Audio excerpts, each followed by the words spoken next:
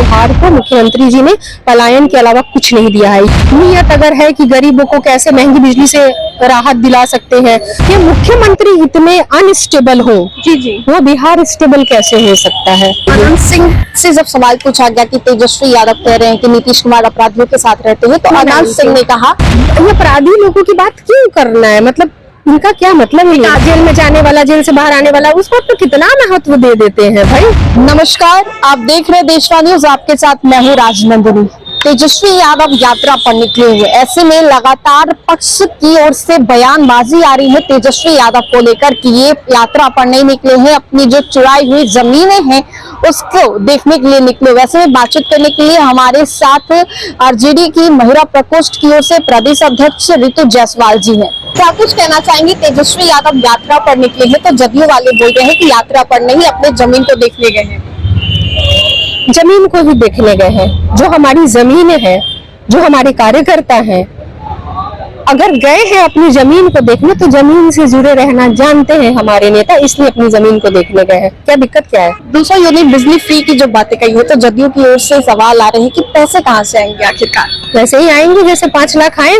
5 लाख नौकरी जब देने की बात हुई थी तो सदन में चिल्ला चिल्ला के मुख्यमंत्री जी ने कहा था पैसे कहाँ से लाओगे, पैसा अपने बाप के यहाँ से लाओगे, यही कहा था। लेकिन जब इधर से इधर पलटी मार करके आए तो फिर क्या हुआ? फिर पैसे आए ना, पैसे आगे दी गई ना। तो नीयत अगर है आपको रोजगार देने की, नीयत अगर है कि गरीबों को कैसे महंगी बिजली से राहत दिला सकते हैं, तो अगर आपकी नीयत अच्छी है, गरीबों के प्रति आपका लगाव है, आप उसकी स्थिति को समझते हैं, तो पैसे निकल आएंगे कहीं ना कहीं से। बस आपकी नीयत साफ होनी चाहिए। मगर आपकी नीयत तो ये है कि किसी को यहाँ पे नौकरी रोजगार मुख्यमंत्री नीतीश कुमार जी के राज में मिलना ही नहीं चाहिए।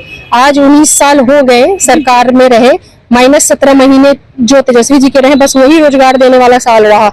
उसके बाद उन्होंने बिहार को मुख्यमंत्री जी ने पलायन के अलावा कुछ नहीं दिया है। यहाँ के युवा अगर बिहार से बाहर जाकर के नौकरी ना करे, खेत बाहर जाकर के मजदूरी ना करे, है ना, तो वो यहाँ पे उनके घर में 2 वक्त की रोटी भी नहीं मिलेगी। अनंत सिंह से जब सवाल पूछा गया कि तेजस्वी यादव कह रहे हैं कि नीतीश कुमार अपराधियों के साथ रहते हैं, तो अनंत सिंह ने कहा कौन इतना महत्वपूर्ण है? कौन व्यक्ति जेल में जाने वाला, जेल से बाहर आने वाला, उसको तो कितना महत्व दे देते हैं भाई। ये अपराधी लोगों की बात क्यों करना है, मतलब इनका क्या मतलब है? आखिरी सवाल होगा, विधानसभा को लेकर जिस तरीके से तेजस्वी यादव यात्रा पर भी निकले हुए हैं, और एक पहले तो नीतीश कुमार का बयान आता है कि अब पलटी नहीं मारेंगे, और फिर तेजस्वी यादव बोलते हैं कि दरवाजे बंद हो गए।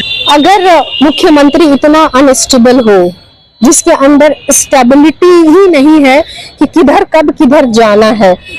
पिछली बार भी जब वो हमारी तरफ आए थे तब भी उन्होंने यही कहा था कि बहुत हो गया इधर उधर, अब इधर ही रहना है, अब इधर ही रहना है, यही बोला था ना। तो जहाँ के मुख्यमंत्री इतने अनस्टेबल हो, वो बिहार स्टेबल कैसे हो सकता है ना? कभी नहीं हो सकता, किसी भी मामले में नहीं हो सकता।